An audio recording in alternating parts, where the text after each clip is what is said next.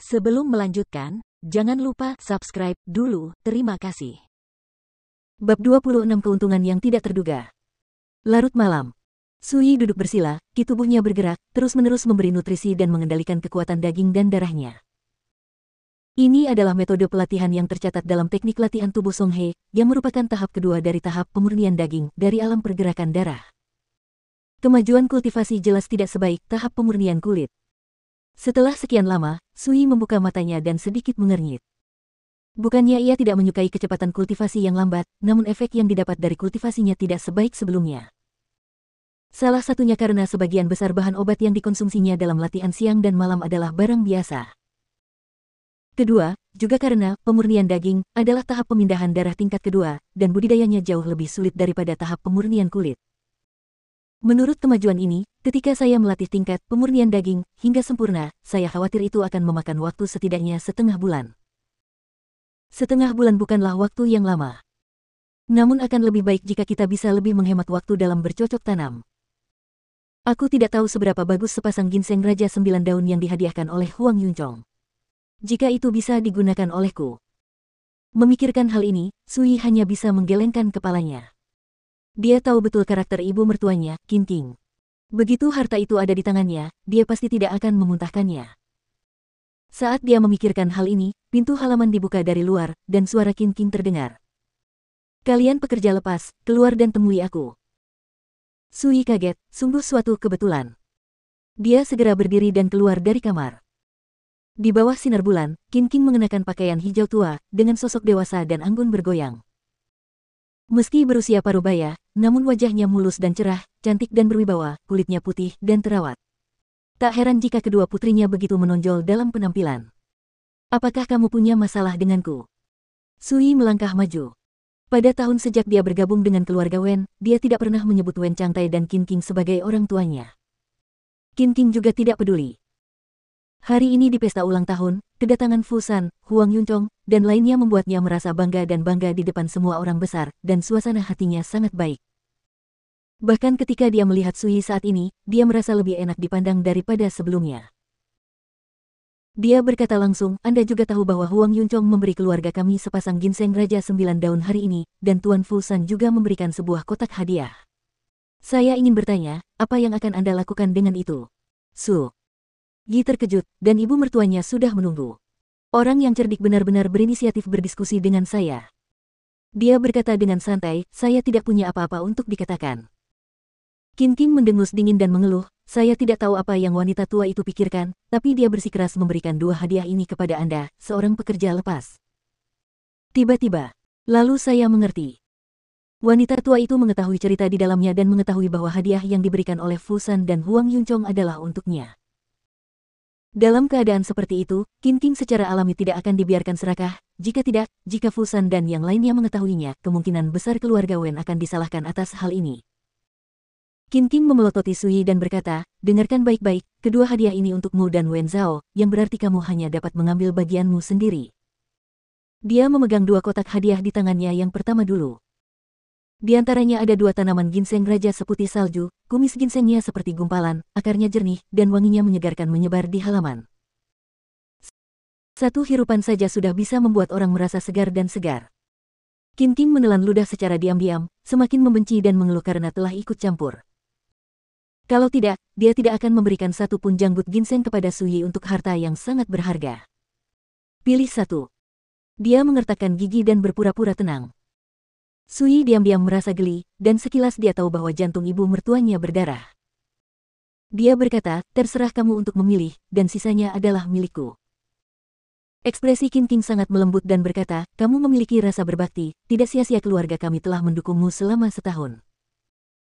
Saat dia mengatakan itu, dia seolah-olah dia takut Sui akan menyesalinya. Dengan mata yang cepat dan tangan yang cepat, dia mengeluarkan Raja Ginseng yang terlihat jelas berukuran lebih kecil dan menyerahkannya kepada Sui. Ini untuk kamu."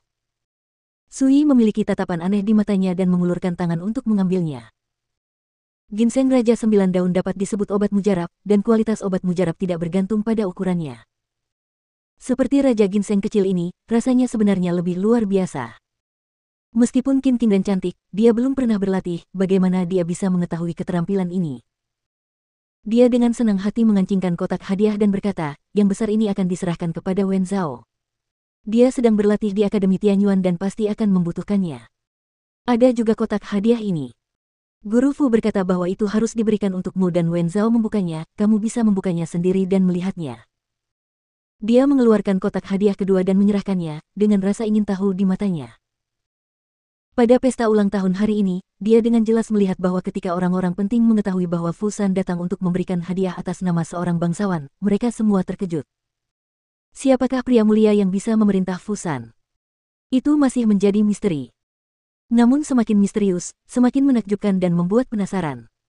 Qin King tentu saja tidak terkecuali.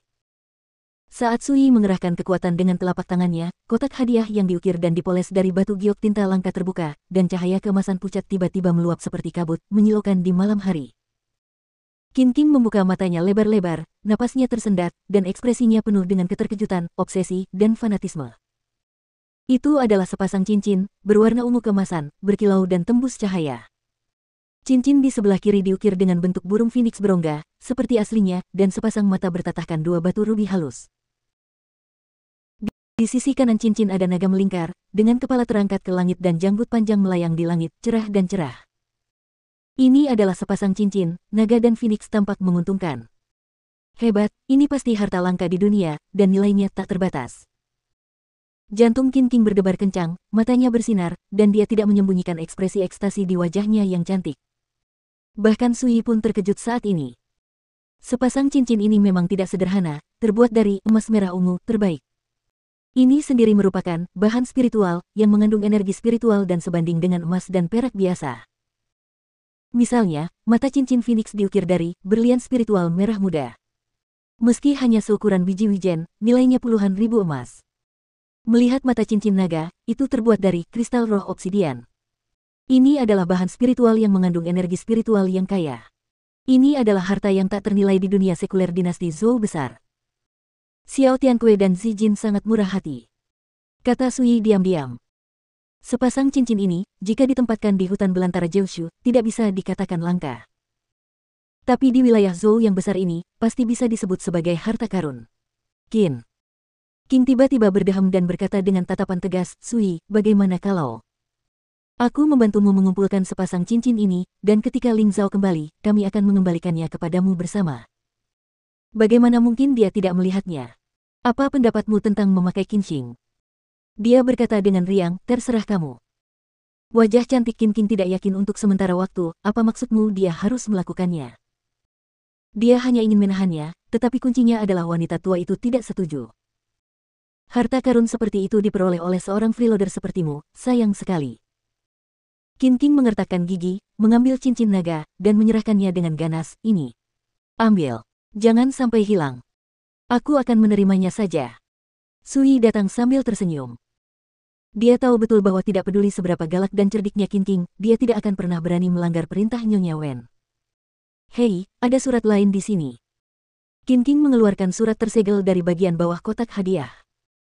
Ketika dia melihat kata-kata Tuan Su secara pribadi, tertulis di surat itu, dia terkejut, Tuan Su. Siapa ini? Sui langsung mengambil surat itu. Hanya kamu, Tuan Su. Qin King mencibir, seolah dia mendengar lelucon. Namun, di antara seluruh keluarga Wen, hanya nama belakang Sui yang merupakan Su, dan hadiah ini awalnya diberikan kepada Sui dan istrinya, jadi Qin King tidak curiga. Jika tidak ada yang lain, aku akan kembali ke kamar dulu. Sui tersenyum sedikit, mengabaikan sarkasme dalam kata-kata Qin King, dan berbalik. Ketika Ling Zhao kembali di masa depan, aku harus mengambil cincin itu. Qin King diam-diam mengertakkan giginya, menghentakkan kakinya, berbalik dan pergi. Kembali ke kediamannya, suasana hati Qin King tiba-tiba membaik ketika dia melirik tumpukan hadiah di ruangan itu. Pada pesta ulang tahun kali ini, dia dan Wen Changtai tidak hanya mencuri perhatian, tetapi banyak orang penting juga berinisiatif untuk mengungkapkan niat baik mereka dan memberikan banyak hadiah kepada pasangan tersebut. Pada saat ini, melihat rangkaian hadiah yang mempesona, Qin King tersenyum begitu keras hingga matanya menyipit. Nyonya, apakah ini waktunya istirahat? Wen Changtai mendekat, memeluk pinggang ramping dan lembut Qin King, dan menggerakkan bibirnya ke leher angsa seputih salju Qin King. Dia juga dalam suasana hati yang sangat bahagia hari ini. Dia minum anggur lagi dan bersemangat. Patah. Qin Tim menamparkan tangan Wen Changtai, meregangkan tubuhnya untuk memegang lengan orang lain, dan berkata dengan marah. Pergilah, kamu membuatku tidak bisa naik turun setiap saat. Sampai jumpa di tempat tidur setelah kamu selesai berlatih. Tubuh. Dia dengan gembira mendatangi tumpukan hadiah dan mulai menghitungnya. Melihat ini, Wen Changtai menghela nafas panjang. Di bawah malam yang sama, Sui duduk di depan meja, membuka surat itu dan mengeluarkan selembar kop surat. Surat itu ditulis oleh Xiao Tianque. Kata-katanya penuh hormat dan sebagian besar isinya adalah salam. Dia mengatakan pada akhirnya bahwa karena klan memiliki masalah yang mendesak, dia dan cucunya Zijin telah berangkat ke Kabupaten Yunhe. Jika Sui ada urusan, dia bisa membiarkan penguasa kota Fusan menanganinya. Singkatnya, ini adalah surat perpisahan. Setelah membacanya, Sui dengan santai menurunkan surat itu ke lilin dan menyalakannya. Dia mungkin bisa menebak satu atau dua hal tentang pikiran Xiao Tianque dan Zijin. Mereka hanya ingin lebih memperkuat hubungan mereka dengannya, dan tidak ada yang perlu dikhawatirkan. Dengan ginseng Raja 9 daun ini, saya dapat menghemat banyak waktu dalam latihan. Sui melihat kembali ke meja, di mana ginseng spiritual seputih salju tergeletak dengan tenang. Menurut klasifikasi produknya, obat mujarab di dunia dapat dibagi menjadi 9 kategori. Kelas 1 adalah yang terakhir, dan kelas 9 adalah yang paling banyak. Ginseng Raja berdaun 9 di depan Anda adalah ramuan kelas 2, cukup untuk membuat orang-orang di alam pengumpulan Qi menganggapnya sebagai harta karun.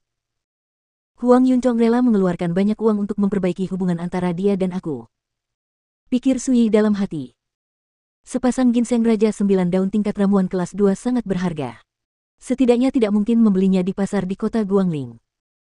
Kemudian, Sui melihat cincin berbentuk naga yang terbuat dari emas merah ungu, dan hatinya sedikit bergerak.